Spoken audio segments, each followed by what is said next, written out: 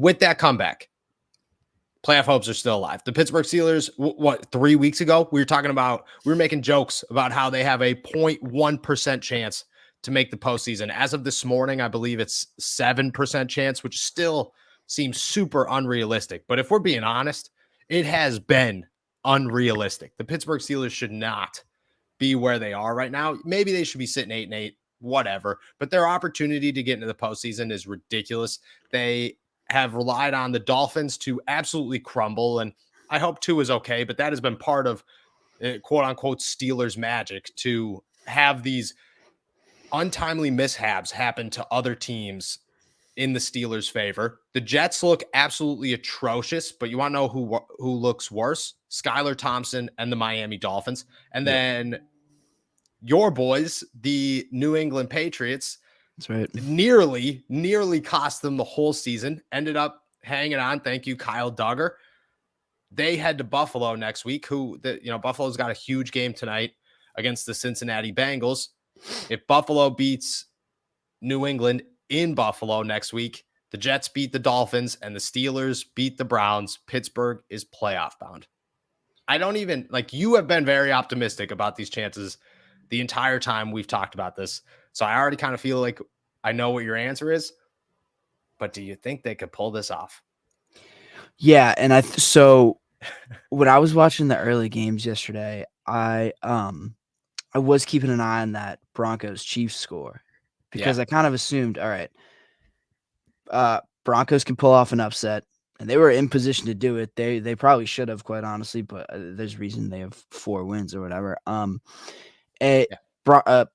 Kansas City loses. They're out of the race for the 1 seed, and Buffalo goes into next week.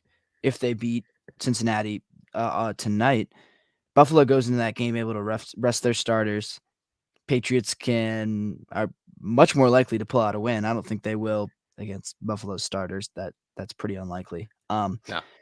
And the Steelers get shut out of the playoffs kind of by nothing that they could, like, by not their own fault. But Kansas City pulls it out. Buffalo's gonna have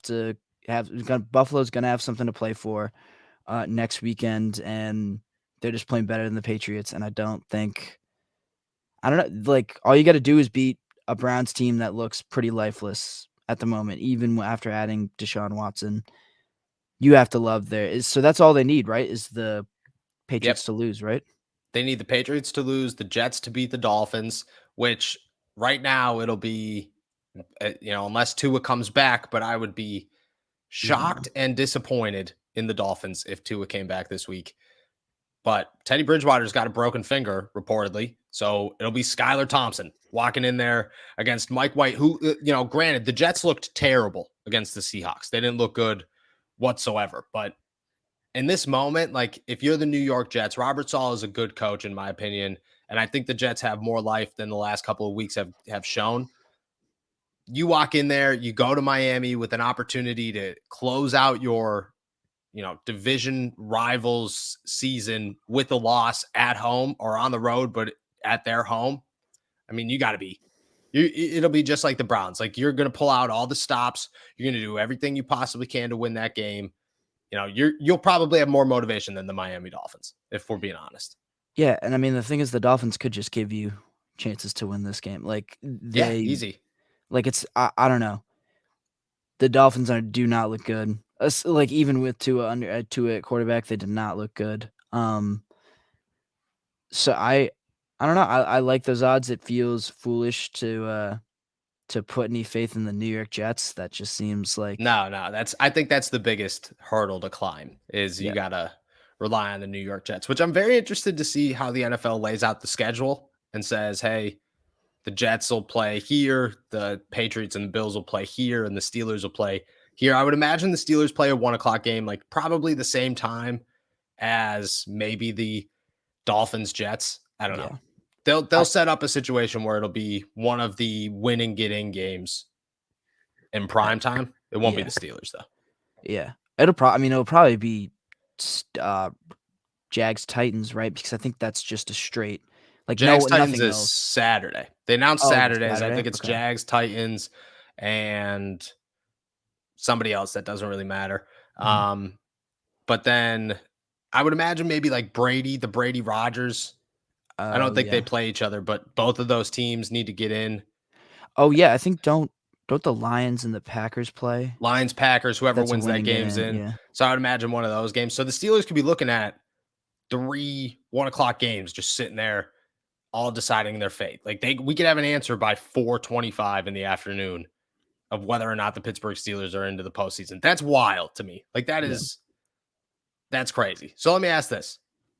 If you had to pick right now, their situation is they could either play the Bills, the Chiefs, or the Cincinnati Bengals still have a chance to squeeze their way in there to number 2. I asked a player last night. I asked a couple of guys last night, but a lot of them just kind of like joked it off. Like, I'm not going to get too far ahead. But I did get an answer from one guy. I'm not going to toss his name out there. And I was asking, would you rather, if you got in, who would you rather play, the Bills or the Chiefs? And his answer was, I'd rather play Cincinnati. I see that, yeah, that makes total sense. They've Yeah. played they played Cincinnati closer than pretty much anyone they've played this year. Like, you win by 3 on the road there to, like, start the season with Mitch Trubisky at quarterback and kind of half of a TJ Watt, like and then you only lose to them by 7 in the second half of the year at your place. Like, that Yeah. I mean, that's Putting up better. 30 That's points. right. That Yeah. yeah. They were that was your highest point total of the season. I could absolutely understand why they would have that confidence. Bengals are playing better down the Yeah. stretch. I mean, but like, what's like better? Like at this point, like what is, if your options are, oh, the Bengals are playing better, or you could play the Bills or the Chiefs in the postseason. Yeah. Yeah, I'm going Bengals. 3, 2, 1. Happy New Year from our friends over at Manscaped. The ball has officially dropped, but that doesn't mean you have to drop the ball on your balls in 2023.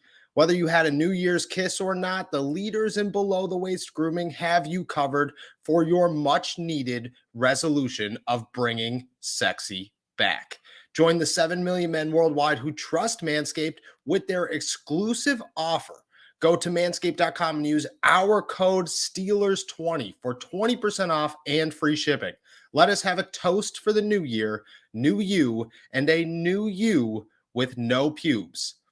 It's a new year, new balls with the global leaders in below the waist grooming. This year, take your package to the next level with the Performance Package 4.0 and other premium wet goods. Inside the Performance Package 4.0, you'll find the signature Lawnmower 4.0.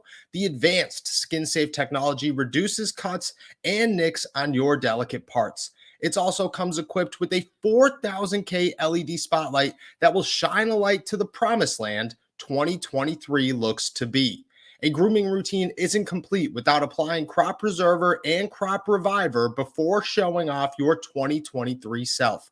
These unique formulations take care of the smelliest parts of your body and are a big boost to your confidence in the new year. To complete the set, Manscaped threw in their Shed Travel Bag and anti-chafing boxer briefs as free gifts to keep all your goodies stored comfortably. If you really want to make 2023 the year to remember, make sure to try out Manscaped's wet goods as well. This includes their ultra premium body wash, 2-in-1 shampoo, and body deodorant. These products are the absolute perfect follow-up after your New Year's gym session. Cheers to new balls in 2023. Get 20% off and free shipping with our code Steelers20 at manscaped.com. That's 20% off with free shipping at manscaped.com, and all you have to do is use our code Steelers20. Time to feel sexy and free in 2023 with Manscaped. Yeah. Well, I think the Chiefs are kind of the last team you'd want to play. If all things being equal, like, at least you played the Bills once already. Like, it's hard to beat a football team twice. But, by that same logic, you've played Cincinnati 3 times. Like, you gotta I think having Yeah. whoever you have more film on, whoever you feel more comfortable in knowing what they do, I think that's who you'd want to face. And Yeah, that's probably 100%. the And, Bengals. it's the AFC North. You always have an opportunity in your division, always. You do not want to travel to Arrowhead.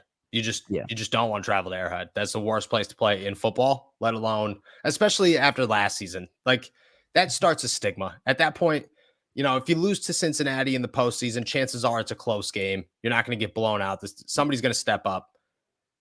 the other side of that is if you play Kansas City, chances are you're going to get smacked in Arrowhead 2 years in a row. That's going to be a bad look.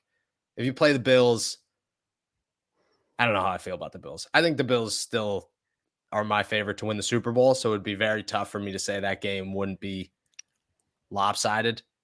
But I don't know. Cincy's the easy answer. Cincy is easily the easy answer. You had a look on there like you don't agree with me that the Bills. Who's your Super Bowl pick right now? I before yesterday I would have said the Eagles. Yeah. But though they have way too many injuries, I don't know about them. I just don't like where they're at going into the playoffs. Agreed. And the fact that they got to actually play a real game next week, I don't know, doesn't bode well. I kind of like the Chiefs more than the Bills, quite honestly. There's too much like Josh Allen's going to throw a pick at some really costly moment in the playoffs. I can already see it happening. My roommate is a Bills fan, and I can imagine we're going to watch a game with him, and it's not going to go well. But I don't know. Yeah, I would probably have to go Kansas City, but I don't know. Buffalo's not a bad pick, I guess. I assume that's going to end up being the AFC Championship game. Oh yeah, I would. You have to imagine that one. Do you think that? So, do you think any other team, before we move on to this last topic here, do you think any other team has an opportunity to somehow squeeze their way out of the AFC? Let's say Lamar is healthy in the playoffs. It'll be the Ravens, the Chargers, the Bengals will be up there. And then as of right now, the Jags could squeeze their way in, or the Titans will squeeze their way in. And then whoever goes in with that 7th seed.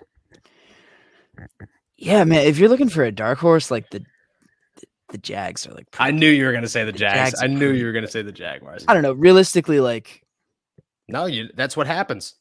Realistically, the Bengals and the Chiefs, could absolutely, the Bengals can just get hot at the right time like they did last year, and I wouldn't be surprised to see them in there at all.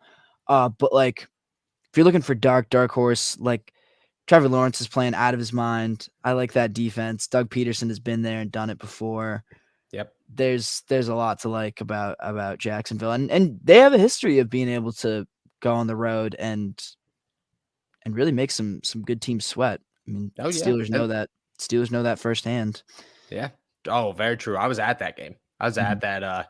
Who was the quarterback? David Garrard. I thought it was name right. I thought it was Blake Bortles, wasn't it? Oh, Blake Bortles was the last time. I'm talking about the first. They have done this to the Steelers on multiple occasions. Oh, really? I didn't know that. Oh, yeah. No, you're talking about the 47-point game or something. Yeah, that was the Blake Bortles year. No, before that, I was a kid. I don't remember how old I was. I want to say it was David Garrard. I don't remember if I'm saying his name right, but he was the quarterback. They came into Heinz Field. Pittsburgh should have won that game. It was very close too, but they pulled it off, and that was my first Steelers game ever as a kid, and it was rough. It was rough. Mm-hmm. I was 11 years old. Some Jacksonville Jaguars fan tried to fight my cousin or something who was like a 40-year-old woman. It was an experience. Let me tell you, it was an experience. But those experiences, those are you're like, all right, well now I'm here for life. That's nothing could change.